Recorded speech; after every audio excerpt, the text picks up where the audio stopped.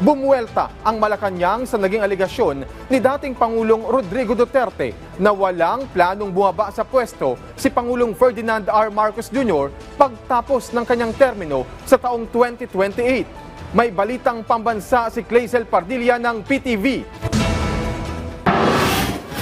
Walang basehan at kalokohan lamang. Ito ang sagot ng Malacanang sa alegasyon ni dating Pangulong Rodrigo Duterte laban kay Pangulong Ferdinand R. Marcos Jr. na hindi umano bababa sa kanyang pwesto sa oras na makumpleto ang kanyang termino. Sa halip ay magdideklara umano ng martial law ang presidente. Sinabi yan ng dating Pangulo sa isang campaign rally na ginawa sa Mandaue City.